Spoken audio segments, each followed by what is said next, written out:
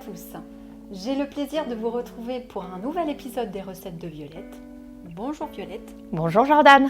Alors, qu'est-ce qu'on mange aujourd'hui? Aujourd'hui, on va travailler le pois chiche dans son intégralité. Vous ne le savez peut-être pas, mais on peut tout utiliser dans le pois chiche et autant dans du sucré que du salé. Donc, on va utiliser son jus et après, on va utiliser le pois chiche.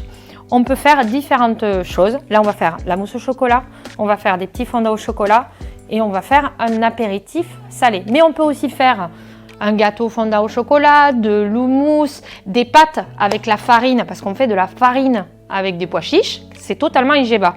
Et d'ailleurs, tous ces produits-là, vous pouvez les retrouver à l'eau vive et aussi les pois chiches aux fermiers des Marais Poitevin qui nous fournissent tout ça pour cette recette. Pour faire de la mousse au chocolat, on va utiliser de l'aquafaba, c'est le jus de cuisson des pois chiches, du chocolat à 85%, de l'agave et de la vanille.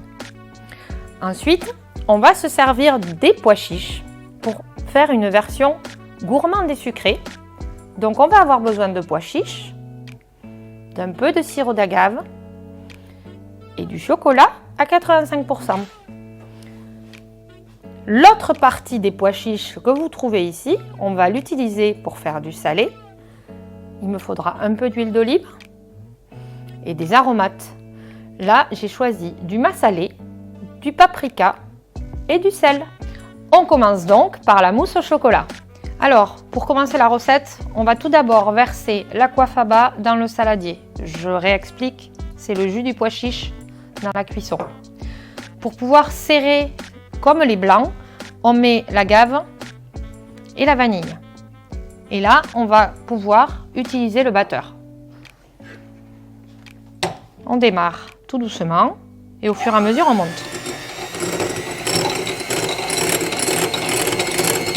On peut monter l'intensité et y aller bien fort. Et on tourne.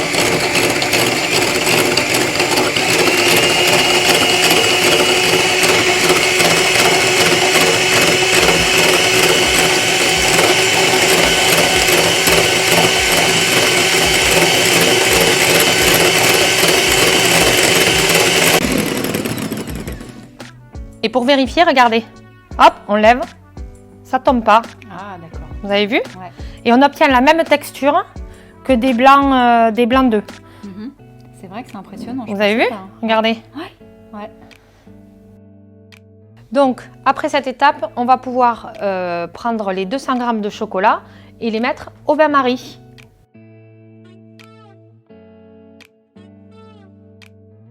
Alors maintenant, on va pouvoir composer et finaliser la mousse au chocolat. Mais il y a quelque chose d'important. Là, on a du chaud. Là, on a du froid. Là, on a du liquide. Là, on a de l'épais. Il faut que nos textures soient les mêmes. Donc, on va prendre de la mousse d'aquafaba qu'on va mettre dans le chocolat. Et quand la texture se rapprochera et la chaleur aussi de celle-là, on pourra mélanger les deux. Sinon, on va faire des granules et ça ne sera pas bon. Alors, on y va. On met au moins 2 cuillères, voire 3. Une autre. Et moi, je mélange. Hop, c'est parti. Voilà, comme ça, ma préparation se réchauffe. Ici. Toc. Voilà. Et là, maintenant, on va venir transvaser ici le chocolat.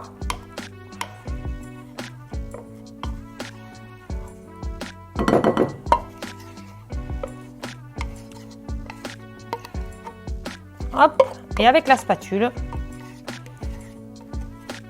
on va soulever comme on a déjà fait. On prend dessous, ici là, et vous faites bien revenir pour tout incorporer. Oui, ça fait comme des blancs en neige. C'est pareil, comme quand on fait la génoise. Au fur et à mesure, le chocolat.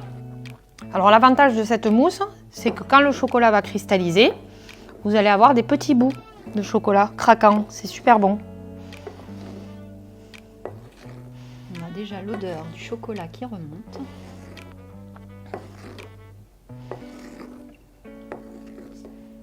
Là, elle se finit. On finit de bien touiller doucement pour ne pas trop faire retomber la mousse. Voilà. Et après ça, on va pouvoir la mettre au frigo, soit telle qu'elle, dans le plat, soit dans des petits contenants. Après 2 heures au frigo, moi j'ai décidé de les mettre dans des petits plats individuels. Voilà ce que ça donne. Hop, Waouh, c'est magnifique. mousse au chocolat qui tient bien. Alors maintenant, on va passer aux gourmandises avec le pois chiche. Et le pois chiche, on le mange cru? Alors, le pois chiche, non.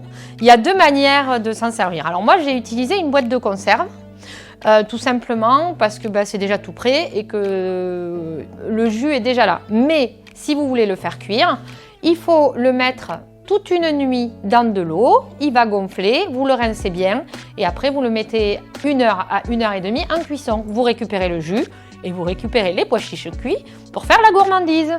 Pour la recette, on va prendre les pois chiches et on va mélanger la gave, tout simplement pour leur donner un petit goût de caramel quand ils vont partir au four. Donc on remue. Super. Après, vous pouvez rajouter des arômes comme de la cannelle, des épices à pain d'épices. C'est vraiment selon les goûts. Moi là, j'ai rien mis, je les ai laissés nature. On peut utiliser aussi de l'érythritol à la place de la gave ou du sirop de date aussi. Donc maintenant, on n'a plus qu'à le poser dans le plat. Alors avec la cuillère, on va bien les répartir parce qu'il ne faut pas qu'ils se chevauchent. Il faut bien qu'ils soient tous, voilà, parfait. Alors là, on les met au four pendant 20 minutes à 220 degrés. Pendant que les pois chiches sont au four, on va passer au chocolat. Voici la petite astuce. Comme on va le faire au four micro-ondes, on rajoute un peu d'huile. En général, c'est de l'huile de colza parce qu'elle est neutre. Maintenant, on le met 1 minute et demie au micro-ondes. Donc, nos pois chiches viennent de sortir du four. On les a mis à refroidir. On a fait fondre le chocolat. Du coup, on va prendre les pois chiches, les mélanger dans le chocolat.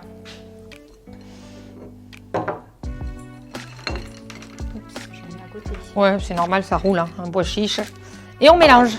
Ok.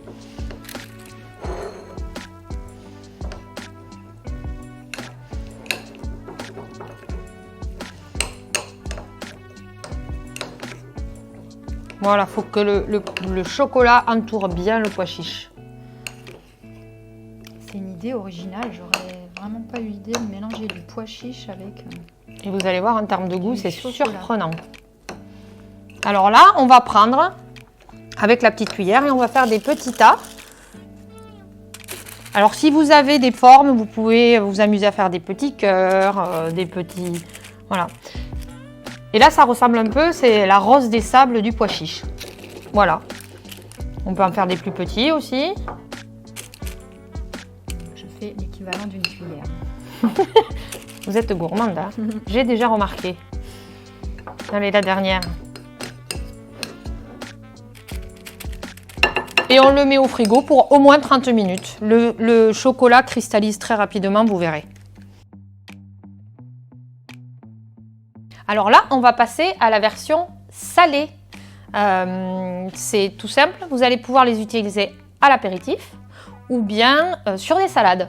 Pour cette recette, on va prendre les pois chiches et on va y mettre tout d'abord l'huile à l'intérieur.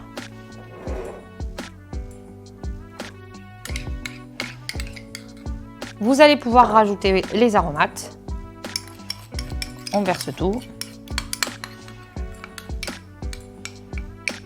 Et on mélange. Alors là, mélangez bien. Il faut que tous les pois chiches, voilà.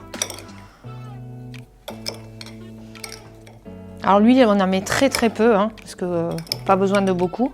C'est surtout pour que ça accroche. Alors, le pois chiche au four a une particularité. Il éclate si vous le faites trop chauffer, comme le popcorn. Alors ça n'a pas du tout le même effet, hein. C'est qu'il est trop sec.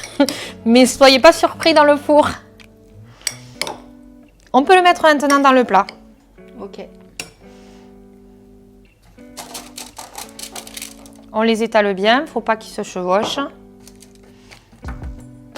Voilà. Et ça part au four. Donc, après 20 minutes au four, voilà à quoi doit ressembler vos pois chiches. Comme vous pouvez le constater, ils ont rétréci et ils ont pris la couleur des épices. Voici les 3 recettes que nous avons fait ensemble aujourd'hui. La mousse au chocolat avec de l'aquafaba, les pois chiches grillés salés pour l'apéritif et la petite gourmandise rose des sables pois chiches pour se faire plaisir. Eh bien, merci à tous de nous avoir suivis et à bientôt pour une nouvelle recette de Violette. Et puis maintenant, on va déguster. Eh bien, volontiers. Alors, on va commencer par le salé. D'accord, ok. Hop. On y va. C'est bon, hein? Ouais, ça change.